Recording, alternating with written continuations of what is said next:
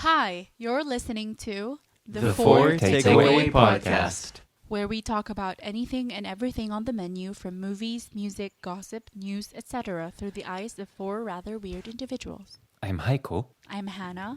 I'm Hamid.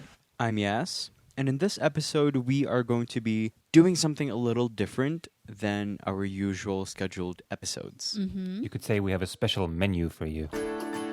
Would you like that for dining? Or for takeaway. For takeaway. All right. So, how are you guys? It has been a week. We are still here. But wouldn't you say that a lot has happened in the past few days? So much has. When did we last record? Was it just last week? Wednesday. Yeah, so it's Sunday now, and we last recorded Wednesday last week. Wednesday. Oh, Yeah. wow. Yeah, so officially around like 10 Almost 2 days. weeks, yeah. Almost 2 weeks passed, and yeah. And right after we uploaded that episode, so many things happened. So this episode is going to be a two-parter, and today's the first part where we are going to talk about how the events unfolded when George Floyd died, what has happened since his death, what happened in the protests, how it is interpreted in media, and how has social media been a part of the protests, a really large part. And also, we are going to talk about the history of how racism, not only in America, but all over the world, has basically flourished and is still going on to this day. And something that we're going to be doing for both parts of this is to give you some suggestions on how to get yourself more educated on how you can help with this movement, not only because of this movement, because of this recent movement, but hopefully to make it something that is a staple in your life to further eradicate racism all over the world. So, on the evening of Memorial Day on May 25th this year, a man named George Floyd, a black man named George Floyd, he purchased some cigarettes at a Cup Foods. It's a store. And this is in Minnesota, by the way. And he was allegedly trying to use a counterfeit $20 bill. Allegedly. Because of this alleged $20 bill, he was arrested by police officers. Allegedly as well, before some videos came out, he was resisting the police officers and caused one of the police officers, Derek Chauvin, or Chauvin, to restrain him on the floor with his knee on his neck. Along with two other officers. Not yet. Mm-hmm. So the first video was that scene of Derek Chauvin with his knee on George Floyd's neck. It was a pretty long video because Derek Chauvin had his knee on George Floyd's neck for 9 minutes. George Floyd could be heard saying, "I can't breathe, my neck hurts, my back hurts. Please, man, don't kill me. They're gonna kill me," and all that. Like very Those audibly. words. Very audibly in yes, the video, and yes. You could see that people were fighting off these policemen. The people taking the video were telling the policemen, not only Derek, to stop doing what they're doing. They did not for about 9 minutes when they realized that George Floyd was already unconscious on the floor. When they realized he was unconscious, paramedics came. And these paramedics, by the way, weren't contacted by the police, but rather by the bystanders. And when paramedics came, he was able to get to the hospital, but they pronounced him dead the same day. And so after that video went viral, when we say viral, it went all over it. So all over the world. Yeah, you listening right now may have probably seen the video already. Yes. And that caused a lot of people, rightfully so, to be outraged. It's a very, very graphic video, and it shows essentially what is murder in broad daylight by a police Mhm. officer to this man who just allegedly counterfeited a $20 bill. Yeah. Or in some accounts, like a check. Oh yeah, a check. Yeah. Yeah, Something sorry. the likes of that. Yeah. Mhm. So when this video started to go viral, a lot of people already started protesting and expressing their Concern. outrage and their concern on what happened in this Mhm. particular event. And shortly after that, a video also Resurface. another video resurfaced. Mhm. Actually, not another. Multiple other videos resurfaced. Some of them were CCTV footage of proving that George did not in any way resist the police officers. He was very compliant, even though the police were very aggressive and violent toward him. And also another cell phone video resurfaced showing the back of the SUV where, because at the first part, we weren't able to see George's full Yeah. body. And we only saw Derek on his neck, but another video resurfaced where behind the SUV were two other police officers Yeah. on his back, also restraining him. And so there's one standing, not doing anything, witnessing everything, and just looking. Pushing away people who were trying to Yeah. stop them, basically. And when these all resurfaced, the protests became much more intense because, of course, the outrage of people, not only in the black community, everywhere, everyone was angry Mhm. at these police officers. And not only them, but police officers in general, because we hate to say it, but forever it has been something in the U.S., Not only the the US, yeah, it's forever around the world, is that the force or police officers have been very, very biased because of the skin color of people, specifically the black community. So when protests started, the protest started actually in Minnesota. It started as a normal protest, where similar to other protests that have been done for other murders, other police murders to black people before over the years. It's the same. It was almost the same type of protest. Yeah, But- because what they were fighting for is that these policemen weren't arrested right away and were not fired right away, Mhm. even though there's clearly evidence of what they have done. So Derek Chauvin wasn't charged with murder right away. This is why also the people got more outraged and sparked a protest very, very soon after the event. And when the video resurfaced of the other two officers doing that too, these three officers with Chauvin, they weren't charged at all. Mm-hmm. It was only Chauvin being looked at, and at that, in fact, it was just third-degree murder. Yeah. So protest came about, and then more people started protesting All around the U.S. All around the U.S. It became bigger by now. It became so much bigger that things started to escalate very, very quickly.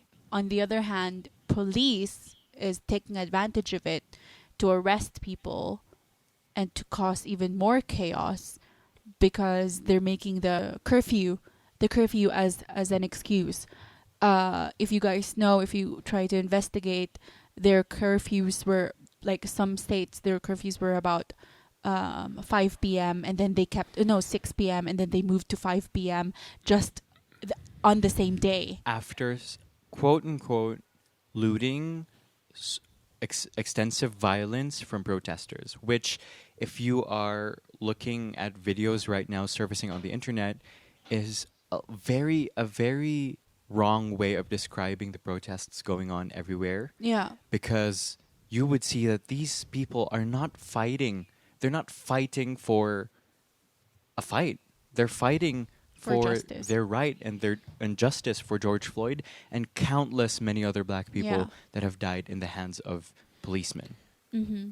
Social media right now, or media in general, on one side, if you look at social media, you would see peaceful protests, people doing what they want to do, doing their goal.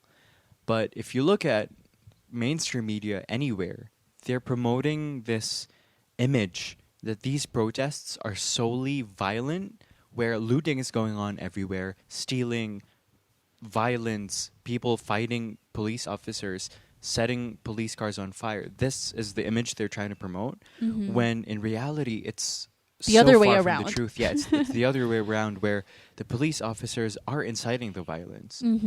There, so many videos are proving the fact that there are peaceful protesters, and the police officers out of nowhere will cause violence. It may be not fatal, it's still violence, where they shoot people with rubber bullets or shoot tear gas canisters, and also pepper spray Right. people. And if you look at these videos, they're so graphic, but it's so telling on how the system is. Yeah. No, I'm usually the first one to voice out my concern about everyone just looking at their smartphones all the time and how everyone Right. becomes addicted. And but in this special case, I'm very, very grateful that everyone's equipped with a mobile camera, a high quality camera, Oh, yes. all the time. Yep. Because it's safe Yes. to assume that those cases are not happening more often now. The cases of police brutality against minorities, or the things that are just surfacing right now. It's just that they're being recorded and being Right. published Exactly. more. So Yes. they're brought to the attention of the general society. And I'm very, very grateful for that. Now that Yes. that when these things are happening, we can see them everywhere. They're going viral. They're being documented. Yeah. We can give it a name and a face, and that's the first step of doing something against it, right? Yeah. I totally agree that these devices and phones are really helpful, and it's really helpful in that context, but in another context they're also very, very helpful if we use these devices to educate ourselves on why things like these events happen every day, and how they stem from centuries ago. Yeah. So from that, Hamid is going to be leading a discussion on how history is a very, very important factor on understanding why things like these are happening today. Yep. So, Kuya Hamid, I would like to ask your take on how knowing history right now is very important to understand these conflicts happening today. Well, while I by no means am an authority on history, None of us are. none of us are, I would say that a semblance of prejudice has been present throughout in the entirety of history, Right. from the moment when the sentience of our species and all that existed. Groups of hunter-gatherers or nomadic peoples that have banded together have always been wary of other individuals from outside of their said group. See, Right. you get it? Yeah. And as our people evolved from being nomadic hunter-gatherers to more agriculture-based civilizations, I think that philosophy of being your own, being with your own, being for your own, has strengthened over time, as well as these civilizations grew and some of them faded away. These Yeah. people within these civilizations have also been wary of other tribes, other factions, other forms of government and kingdoms that are different from theirs. They've been wary, Right. they've been aware of the differences, and therefore sometimes prejudiced, I'd say. Yeah. There's this podcast that I suggested for you guys to listen to that I recently just discovered, where it's seen on radio. Their season 2 talks about the title of their season 2 is Seeing White, and part 2 of their season is called How Race Was Made. And basically there they talk about how studies show nowadays that the beginning of mankind came from Africa. Surprise. Then over time, like you said, people spread across the world. And then they talk about how because of them spreading around the world, they begin to adapt to their new environments. Then, of course, these people, for example, going to the north in colder places, their skin turning lighter because they're in colder regions, so they adapt.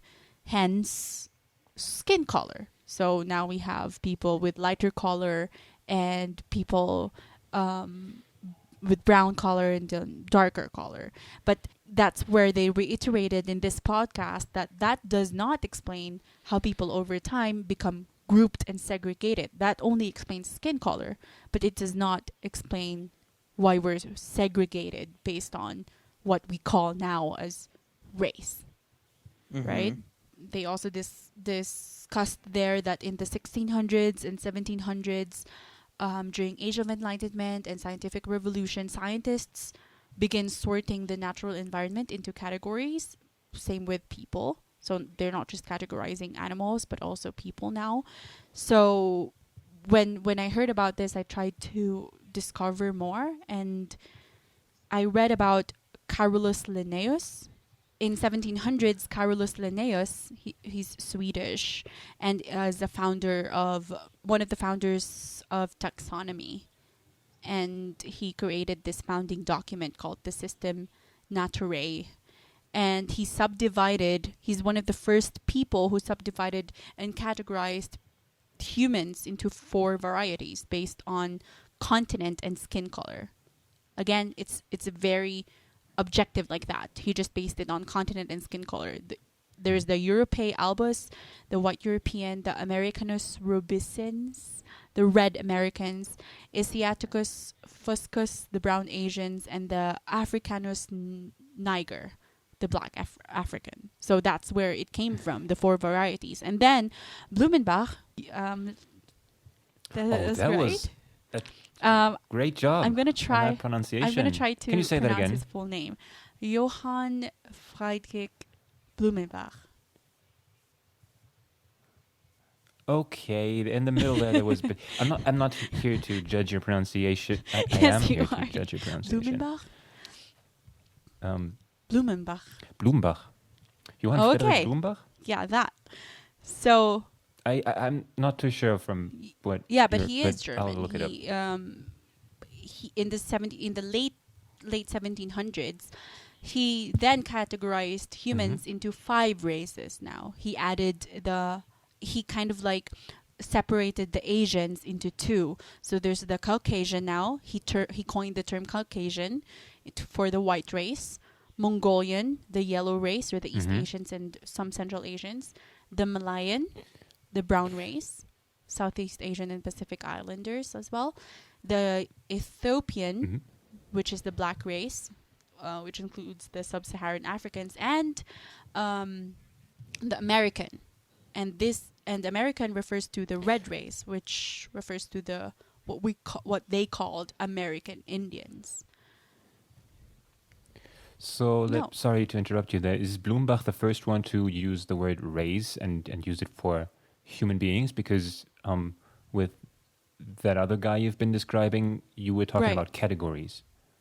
And now you're using the word race. Does that mean he's the first one to introduce that? Well, they also do not talk about how he coined the term race, but I know that he was the first one who called white people Caucasian. But he wasn't. I don't think Okay. race. Okay. The word race was still during that time there, in the 1700s. Yeah. So according to studies, these 2 people did not really categorize people based on their worth, but rather on their skin color and their geographical Origins. locations. Yeah. Origins, basically. Yeah, but over the years, like Hamad said, people then kind of developed more and more categories of race, also depending on where they are from. So a very easy, if you just type in different categories of races, there are different categories based on places. Like, for example, in South Africa, they have a Population Registration Act, which recognizes only white, black, and colored. That's what Oh, their wow. race is. And then the government of Myanmar recognizes 8 major national ethnic races. And Ethnic then in races. Brazil, it's different. Damn. And then in the United States Census Bureau, they proposed but then withdrew plans to add a new category to classify Middle Eastern and North African. So over the years, they kind of made this category not just because of geographical now and because of just skin color, but now it's more than that. So I think what we can now, what we should put emphasis on is that there's no objective system of races, but that today the distinctions between different races are mostly arbitrary. Right. Uh, Yes. Other than, for example, when it comes to species and subspecies, right? Mm-hmm. Mm-hmm. Yeah. Yeah, because if you also do your research, the Human Genome Project, according to them, we are 99.9% genetically the same. And you will also listen to this in this particular podcast, that there is even more diversity when it comes to the genes between penguins than between people, among people. That's so interesting, and that's like it explains so much about how from the beginning we were segregated first because of our geographical location or origin and our skin color and where we're from. But now I kind of want to get into how these things, these categories, suddenly, or not suddenly, over time, became something that determined how someone should be treated. Right. All right. So, a very huge driving factor of civilization is labor. Was labor, even now, actually. We could surely say that. Right. And in this labor, no matter how unfortunate, we cannot deny that majority of it was worked by slaves. Yes? Yeah. Although there was a presence of paid workers, there still is a very massive presence of slavery during these times, especially. From the earliest records of wars, those who surrender and are caught are generally sold into slavery for extra profit to the winning side. We could really say that it has been a classic doctrine of armies all over the ages. Fortunately, not these days anymore, or I'm not really sure about that. That only the militant or those who bear arms and are actively resisting or fighting you will be engaged with the deadly force, spare the women and children, also the elderly, and those who surrender after being a prisoner of war and such, get sold into slavery. Right? Right. Mm-hmm. Yeah. Just a quick Yeah. fact: the word slave comes from another categorificationizing, another classing or race or category of people, the Slavs. Slavics. Yes, the Slavics, those of Eastern European descent. Say. Ooh. Yes, because they took, a very active, quote unquote, part of it in history, and so a lot of them were sold into these labor systems, and they were called Slavs. And then apparently, some form of word evolution turned that into, hey, slave. Anywho, it was a very common thing throughout the Middle East, Europe, the old world, right? Asia, Right. Europe, minorly Africa, not even really America yet, because that hasn't been discovered yet or explored. And so, okay, skip to Marco Polo, all of these famous explorers, Vasco da Gama, those guys, starting to expand across the ocean, and eventually you reach America. America. Yes, the continent of America. Right. Mostly because people wanted to circumvent the globe not And expecting proved to it. bump into another whole continent on the way. Right. Case in point, Christopher Columbus discovered the Mhm. Americas, Which allegedly he discovered thought the was Americas, which he thought was India because his objective was to sail from Portugal out west, eventually coming back around east of Portugal in order to get to India for spices. Right. But Mhm. he bumped accidentally into a multi-million kilometer square landmass that was hard to see with their technology at the time given. And I don't know if it was just ignorance or hubris or arrogance, Mhm. but when he was informed that this wasn't India, he shirked it off and called it, hey, Indian. Anyway, the people who Right. met him were Yeah. Indians. Now we even call them Indians in our history books, even if they're Yeah. Native American. which Mhm. isn't, you know, isn't correct. Yeah. Yeah. Upon discovering this rich, bountiful landmass of unknown wealth, he returned to Portugal.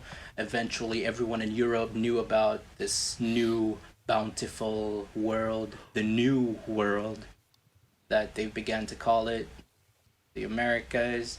They started in the Caribbeans, yeah, the islands out just outside east of the American landmass, and then Mhm. they discovered that a lot of plants could be grown there. A lot of things to be sold could be grown and eventually harvested to sell back home. Mhm. And to oversee that massive overtaking of business and farming and agriculture, we you could almost expect these explorers, Yeah. expeditioneers, very heavily armed with black powder weaponry Yeah. and steel swords and stuff. You expect them to go with the cheapest labor, which is slaves. Mhm. And at these times, the African slave trade was in a major Right. role. Yes. Yes. Yes. Like people would Since actually go to Africa, get Mhm. people from there, and sell them. one of the most prevalent, I think, or Mhm. famous uh, theories about this is that Africa, Southeast Asia, Australia were very late in their technological advancement, Mhm. making them rife for targeting of more technologically advanced civilizations. Europe, Mhm. Asia, the more civilized parts of Asia. What else Middle was there? East. Middle East, yes. Yeah. And so a lot of their citizenry, their people, were easily conquered. And applying that war logic again, a lot of the people who surrendered were sold to slavery. Doof. Now let's get back to the European conquistadors and expedition those guys started bringing in these people who never heard of the outside world, much less who never heard of the outside of their tribes, much less the outside world, a whole nother continent. They were just plopped down there with a new life without anything except for the clothes on their back and the chains on their wrists and ankles Right. to work on these fields under masters who barely, look after them. Mhm. So now we have Africans in America. Mhm. And then fast forward, we've got the British colony of North America, which eventually, hey ho, these British people, they gotta go. They spilled tea on the ocean and they kicked the British out, right? Yep. I know about that. American Revolution. Yes, the American Revolutionary War. The year was what, 1600s? I'm not really sure. Mhm. By the way, it was a year in the 17th century when the first African people reached the mainland, Yeah. Right. specifically Virginia. And so this was the dark time, see, among others. But this was the time that most of us know about African slaves being abused, picking certain crops, sugar, cotton, from white plantation owners. So yeah, So this is how people with a dark skin color have been introduced to Western societies, right? Yup. As someone Yes. to Yep. exploit, someone to work for free, as yes. a lower class, or back at that time race of human beings. So a value hmm that has been embedded in our system for hundreds of years now. Right. Also, not to mention that during the Revolutionary War, the Proto-Americans and the Uh-huh. British Empire, let's put it that way so that it's more militant, both of them said that freedom will be granted to the African American slaves who take either one of their sides to fight, Yeah. right? And they They also were did this to the Native Americans of the Oh yeah, time. that was a whole mess as well. Mm-hmm. All Trail of Tears and Manifest Destiny and all that. It's messed up just to take their own land. Anyway, Mm-hmm. Mm-hmm. back to we're talking about the African here, although that is Right. also very messed up. Okay, so after this, that they were fighting in the war, they were given less pay than the conventional quote unquote white soldiers and all that. They were treated very harshly as well. Mm-hmm. They were also put in separate regiments. They weren't allowed to mix into white people's units. Yes. Yeah. By the way, quick little fact here: this tradition carried on to the First World War. Oh wow. Mm. There were still separate units. Anywho, after the war, very little reparations, or very little of the promised freedom was given to these said African American slaves. Mm-hmm. They were still treated the same as the British times. Right. The only not really problem. The only difference is that it's just purely American masters looking over them, Mm-hmm. as their overlords. And then blah blah blah blah blah. All that happened. Civil War. Yes. This is basically when the entire world starts opening its eyes, seeing that hey, wait a minute, these are people too, right? I mean, Yeah. the only thing separating us is our skin color, which shouldn't be the deciding factor of how we should treat them. Mm-hmm.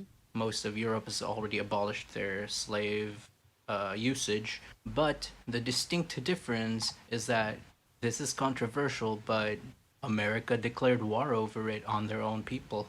One of the biggest reasons of the Civil War was the abolishment of slavery, right? Slavery. Yes. Yes. Yeah. The North, the Union, led by then President Abraham Lincoln, Mm-hmm. Almighty bless his soul, decided that slaves have to no longer be, well, slaves. They have to be treated as people. But the South, for lack of a better collective term, Confederate, how could I forget that? The Confederates decided, you know what? No, we're going to keep using this free manpower. Mm-hmm. And so there it went again. Right. African American slaves being torn apart by these two sides who promised freedom for those who joined their side against the other. Yeah. Now you've got a lot of struggle, actually. Gosh, for 200 years. Yeah, and then fast forward, it happened again in the 1960s.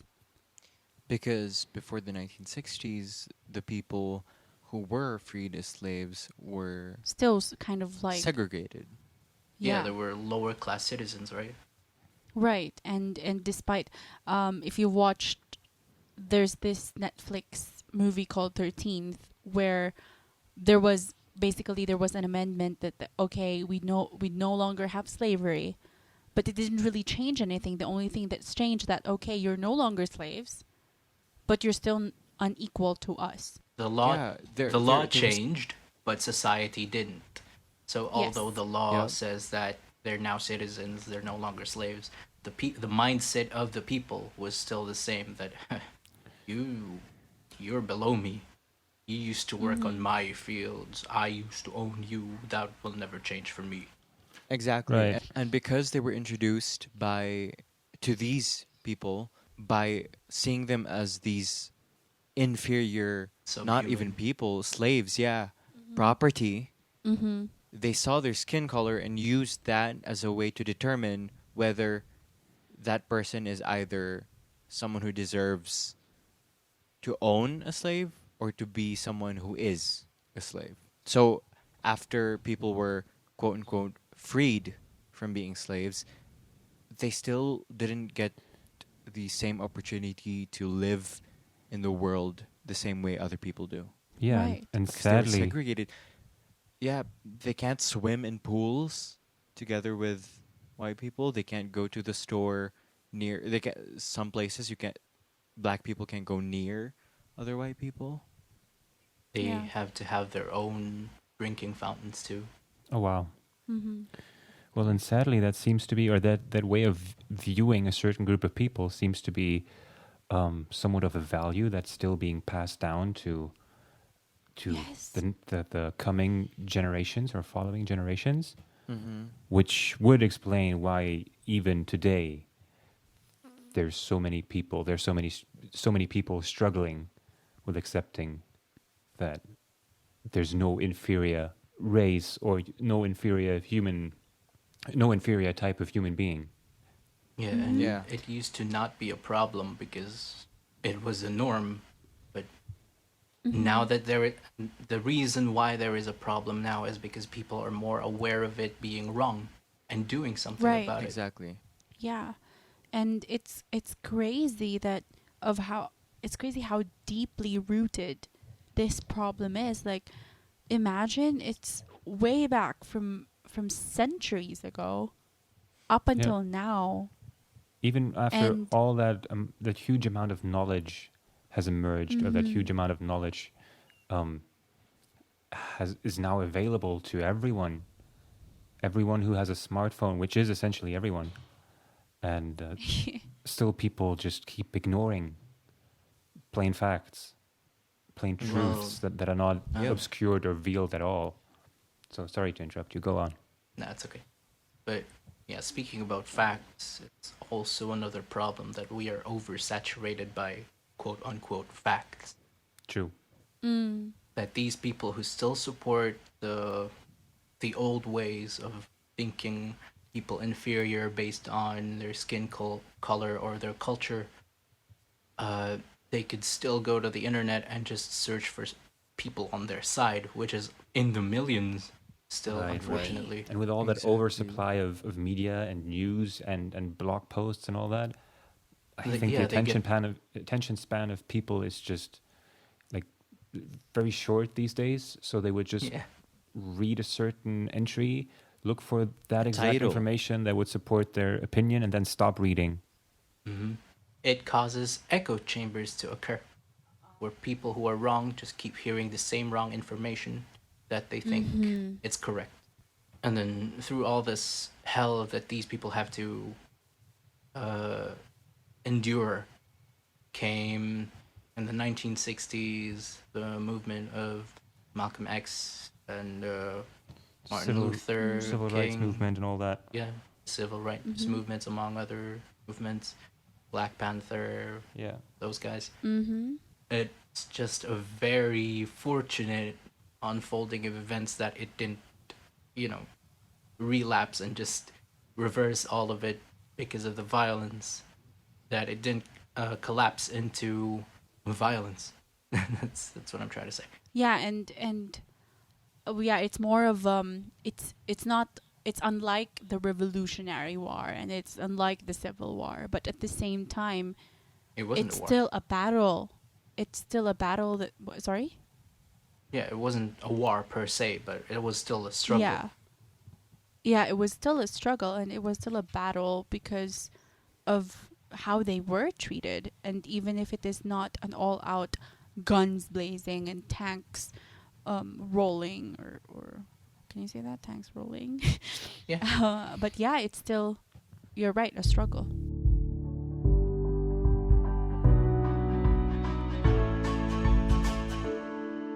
So yeah, with all this amount of information, going back to our point a while ago, it's still so weird to me to still hear people on the side of that spectrum supporting the thought that I am superior than you, therefore I should have more power than you, and therefore I should treat you however I want, whether be it with violence or whatever. Yeah. And it's so unfortunate that just because specific places in the earth were late in their technological Developing. advancements, that they were taken in, and And it's exploited. the thing is that they happen to have had a different amount of melanin in their body, that their skin color became this thing to separate them from being someone that deserves a normal life in the world, and someone who doesn't. Yeah, it's a very simple way of thinking of us against them because originally, what did we have? We had tribes and groups. Yeah. Yeah. You'd think Mhm. that Hutu over there, I'm Tutsi, that Hutu over there is doing something. I know, I'm wary about him. But guess what? You're both African. You both have the same color of the skin. That's why you're not judging him off of that. It's Exactly. because of his culture, his tribe. Much more in the in the Silk Road. Yes. I'm just gonna throw the Silk Road out there as a melting pot of what we call today races, right? Hundreds of different cultures and tribes trading together. What did they look at each other inferior? Yes, maybe, but not because of the color of their skin. It's because Yeah. that Han Dynasty soldier over there is looking at this Persian guard sentry guy with disdain or suspicion. Why?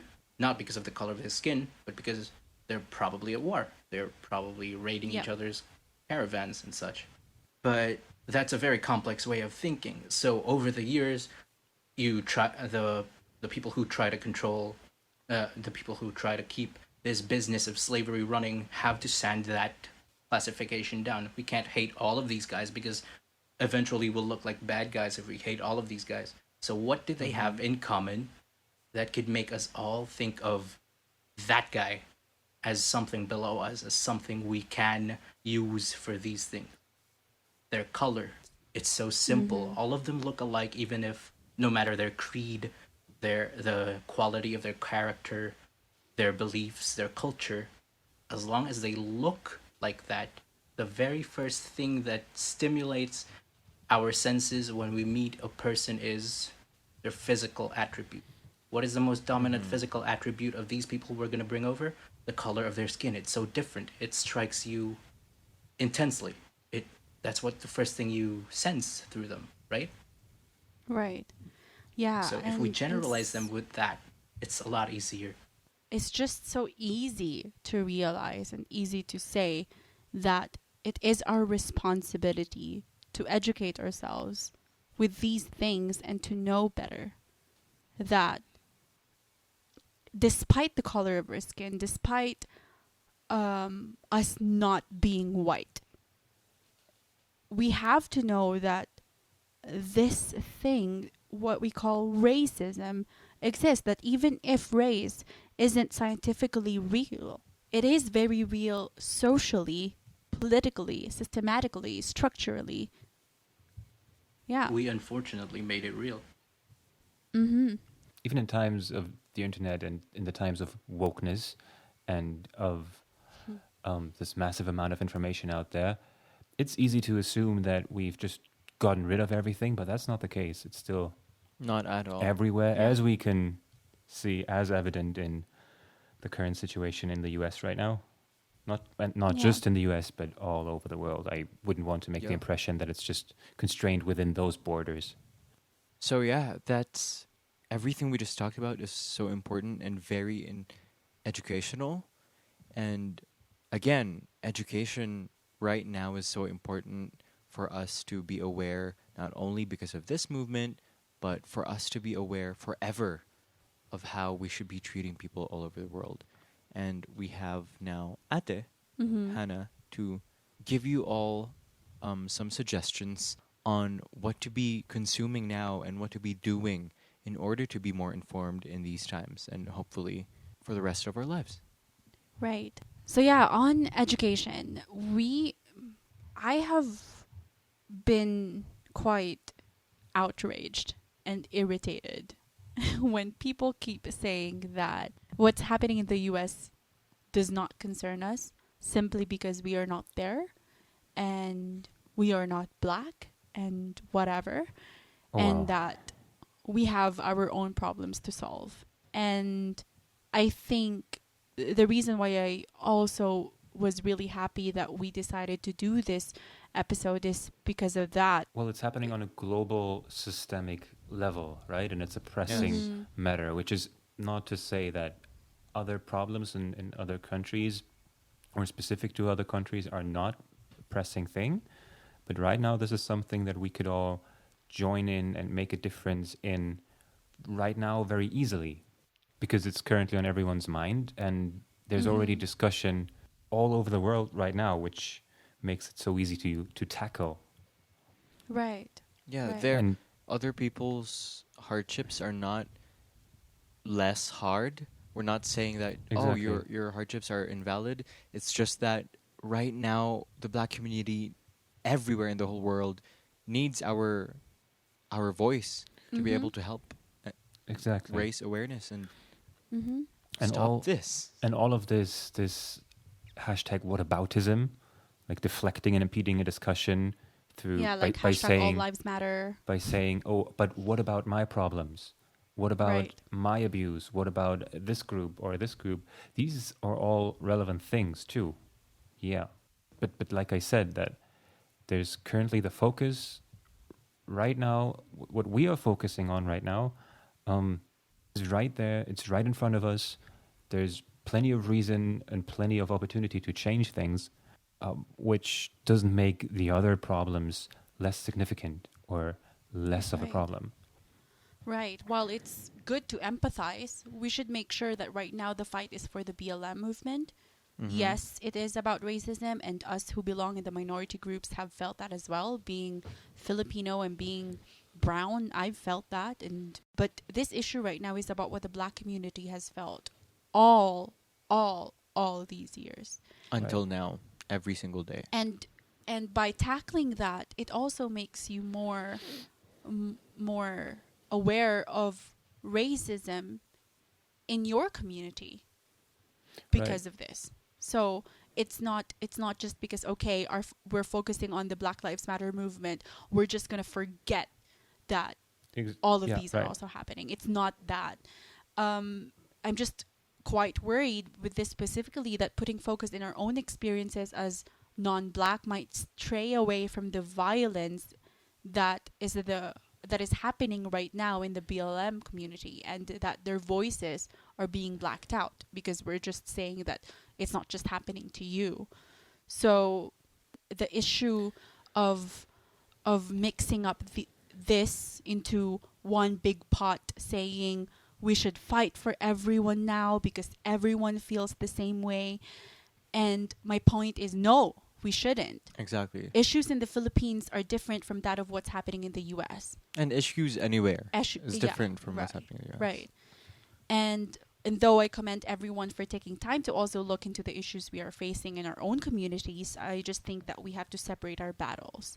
Let's not forget that we have issues in our own communities, but let's not use that to say that we, as Asians, as Arabs, as Muslims, as Filipinos, are also experiencing what the black community is experiencing, because No we one are does. not. No one yeah, does. well, and if you leave the experience it the same protesting and just to the minority that is affected by a certain imbalance of power, then Mhm. it'll always just stay the minority, and there's nothing going to Exactly. happen on a systemic level. So that's why we're not going to bully, and we don't want to bully anyone into activism. That's not what we're doing here.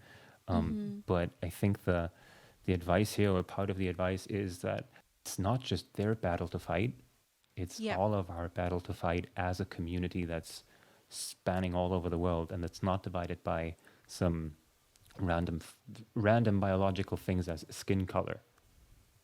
Yeah, for them. Yeah. Right now, for them. Because we have the ability to do so. Right. We have a voice that is almost louder in some parts of the world. Because people who have lighter skin colors are listened to more than people who have darker skin colors, or the black community. They're listened to very, very. Yes, that's Minimized. Their voices Yeah. are minimized, yes. That's why Sadly- we're needed. sadly on the one hand, but also fortunately that's the case because there's something that we can do, and it's also somewhat of a privilege, which the concept of privilege is something we're going to be talking about next time. So spoiler right here. Yes.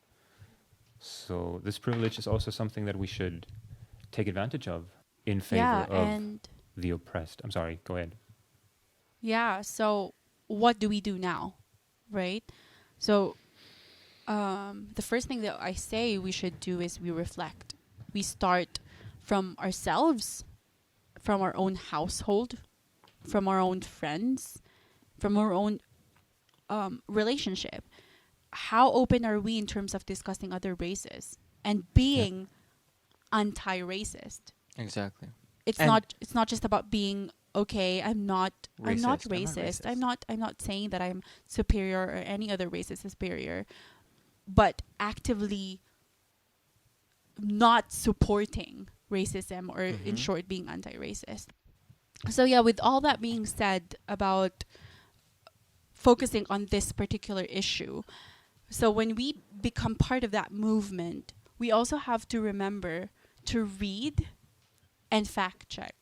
So make sure you know what is really happening. Social media is a double-edged sword. While it is so great that information is spreading way faster than before, it also causes a lot of misinformation and fake news to spread like wildfire. The speed at which you can get the information is also the speed at which it could be changed. Right. And one example I would like to give is the Blackout Tuesday craze. So Blackout Tuesday was started by two black musicians as a movement to amplify information and resources to support the BLM movement. Their hashtag was "The show must be stopped." So their goal was to encourage people not to post art, music, shows, etc., and take the time to learn and spread awareness on racism and what is happening right now to the Black Lives Matter movement. But what happened? Right? What happened? It resulted to debate. We should participate in Blackout Tuesday. We should not participate in Blackout Tuesday because it's blocking out the voices of the BLM movement. More so, they've debated on which hashtag to use, whether it's the Black Lives Matter hashtag or it's the Blackout Tuesday hashtag. So then that goal of amplifying voices of the BLM movement, it went kind of like the opposite way. Yeah, because people saw it as a trend to say, okay, I haven't said anything, but I'm going to post a black picture to show that I support, Right.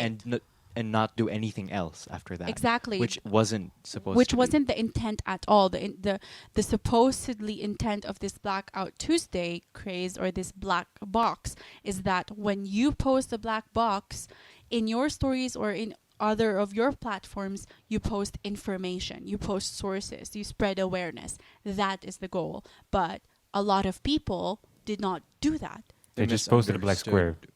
They Yeah. just posted a black square. And that's where I'm going to next. Like, what are you doing now? After this, okay, you're already informed with what's happening in the US. You know the riots. You know where it came from. You know why they're doing it. What are you doing now? So the first thing that we have to do is to reflect. Starting from ourselves and starting from our own household, starting from our friends in our community, we should be open to uneasy discussions about race and about racism. And in that regard, we should also be open to admitting to our own blind spots, which we all Exactly. Right. have, and admitting to that, Yes.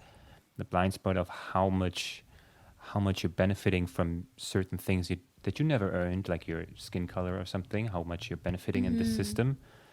admitting to that, that's inconvenient, that's uncomfortable, that can hurt, but it's an essential thing if we want Yeah. to fight this injustice that we're currently experiencing here. Yep. It has to be done. Right, right. And I kind of want to ask your take on this, like, because my next point is on how to be anti-racist in our own profession, whether you are a student, whether whichever profession you are in or you are in now. What are we doing? Because just little things to spread awareness and solidify anti-racism in our workplace is very important, even in the products that we eventually produce. So I say, for me, for example, as an educator, it's such a big deal as a teacher.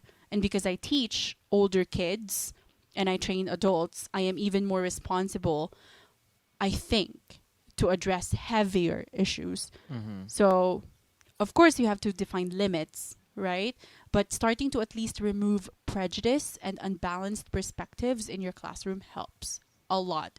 From as simple as displaying different colored people in your visual aids to merging different issues of different societies as examples for simple classroom activities, like when it comes to having your lesson as debate. That's a very easy example. You could just put in issues that do not only concern this certain group of people, but also people of color. Being a guide and facilitator to these kind of discussion is important as a teacher. How about you guys? What do you guys think? In you as a student, yes, and you in your own profession as well, Mad and Heiko. Well, as a creative worker, like a marketing specialist or a graphic designer, which maybe I'm not just yet, but I'm striving to be at some point. There are also like lots of things you can address that. Like you said, what you represent in your visual products, that's one thing, but also who you associate yourself with. If you're Right. as a graphic artist, if you're drawn to like larger businesses, if you're working on projects for larger businesses, it's your responsibility to really look into what these businesses and companies are about, where they receive their wealth from, and who they are exploiting even, Yeah. and actively have an opinion. I mean, I probably would never work or do projects for Nestle, for example, which I think explains itself. When you work with clients and just people out there, very conscious decision and your responsibility to see and reflect on who you associate yourself with.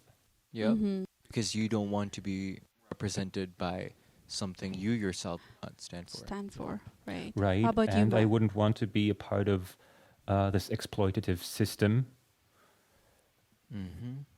by contributing to its brand as a marketing specialist Yeah. or graphic designer. Right. How about you, Hamad?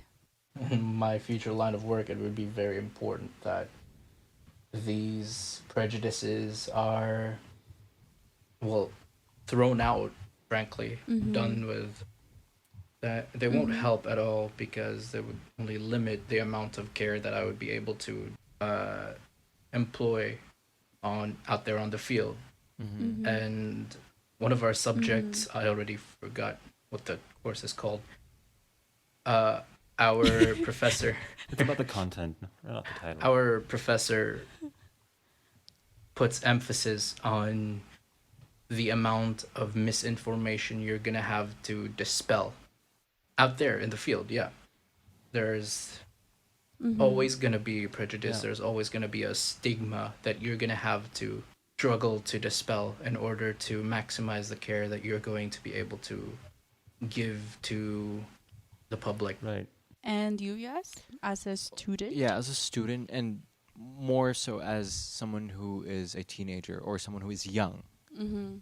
it's super, super important to know what you're consuming, because our generation is the generation that consumes everything through social media or the internet, you know? Mm-hmm. And when you have these resources that are very free, you know, they can expose you to so many things very easily, and it's a matter of knowing what content you should be consuming and what content you should not be consuming, and not only not consuming but Subscribing to. also being someone that is actively against it, and making sure that these platforms do not spread these types of content anymore. And aside from the content consuming, being also a teenager or someone that is young, it's a thing in our generation right now to be someone that is edgy in terms of your humor. Right. So I regret being someone that has been silent, even though I can say wholeheartedly that I was never someone that would advocate racism or anything of that sort. But I regret being silent on other people's, wrongdoings. I should have been someone that said no, stop right there. And sometimes also, when I was younger, I would be someone that would joke Right. and touch on those things that shouldn't be touched on about and joked about. Mm. So yeah, being someone that is, again, actively anti-racist and doing that for the people that are in my same age range. Right. And that brings me to our daily routine, our daily conversation, our lifestyle, right? Yeah. How are you aware of the products you are supporting? Because I admit, in the years before, I didn't really look into diversity and conservation when I was supporting products or when I was buying stuff. Mm-hmm. And even also with my conversation, like, I was used to just, as long as I'm not doing something evil, and so as long as I'm not doing something bad, that's enough. But right now, you have to realize that that is not enough, because Mm-hmm. it is your responsibility as a more privileged person to embrace Yeah. your privilege, to accept that you have privilege, and therefore it is your responsibility to help those that are less privileged. And also to know where your privilege is going to. Right. Because Yeah, right. knowing where your money is spent, where your Mhm. money is spent, where your voice is being heard, where that privilege comes down, Yeah. Yeah, and usually And- privilege always comes at the expense of another unprivileged Exactly. group, and being aware of this Right. dynamic is also crucial. And this is okay, this is okay when you've done this before, you've been unaware before. What is important is that you are learning and that you are continuously learning, right? And while learning, implementing the things you Mhm. learned. So next is your family life, your family, because when in your family, for sure there will be a division of generation, and what your parents have experienced when it comes to this issue. So though there may be similarities, there is still a huge gap. So what are you bringing on the table whenever you are talking about, and are you talking about these issues? So that's also important to think about. Like, Yeah. it is not enough for you to just say, oh yeah, I'm woke, I know about these issues. But are you actually talking about it in your household? Are you teaching your younger siblings about it? Are you kind of like changing the way that your parents might be closed-minded? Are you kind of adjusting that? So that's also something that you have to address. Yeah, it might be difficult to admit that these issues are there, because it's always easier to just post a selfie and say, yep, this is my OOTD, and that's it. But I don't know, it's there's something that we all have to realize, that we all have a responsibility, and it might be very hard to accept that responsibility, but we have to. Yeah, and We just have to. and it's hard. So what? I mean, would you say that it's hard just to not do it? Because right now, everything about this movement and things that you should do is something that you're doing for people's lives, Mm-hmm. for humanity. Mm-hmm. So who cares if it's hard? You have to do it. Right. Yeah, so it's important, again, I'm going back to asking yourself what you are doing after you have posted your support, or after you have after you have expressed your support in a particular movement on social media. What are you doing after that? What are you doing when you put down your phone and go back to your daily lifestyle? All right, so that is kind of like the big aspect of education. But if you're curious on how to support the BLM movement right now with what's going on, it's so easy to go online and look for resources. Although, of course, again, please fact check it. There are a huge amount of petitions right now to support the people that are being affected by this violence. And also, there are a lot of podcasts and a lot of Instagram profiles that you can follow to be educated. So an example of a resource that you could go on is a playlist called Our Shared Podcast, which has quite a lot of different podcast channels talking about race and racism. So yeah, the one that we listened to was from Scene One Radio, sorry. And they have a particular season talking about white privilege and basically how race started. Very educational. So on films, if you have Netflix, I already touched on this a while ago. 13th is a movie to educate yourself as well. And then we have the series Dear White People and When They See Us. So that's for Netflix. And then you could also subscribe to Pod for the Cause. That's what I'm currently listening to. And Pod Save the People, Momentum, those are the Diversity Gap. Those are the ones that are the ones that I myself subscribe to. And for books, there are a huge amount of collections that you could read. If you're curious to find out more, just go to the goodgood.co/anti-racism-resources, and there's a lot of choices for books, films, podcasts, and organizations to follow. And petitions and donations. And donations and petitions, right.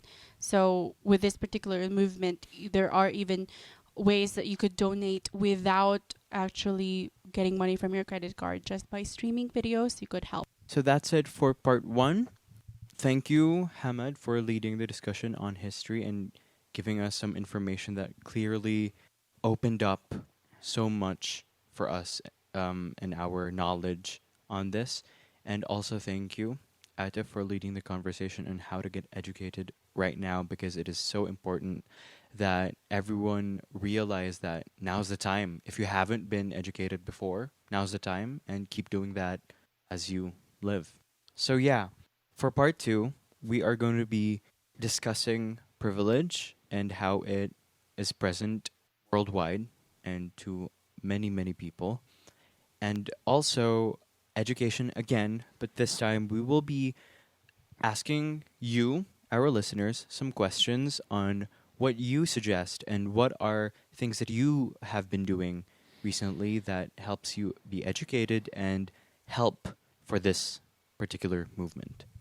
We're going to be posting these questions on our social media, on our Instagram stories and posts. Facebook.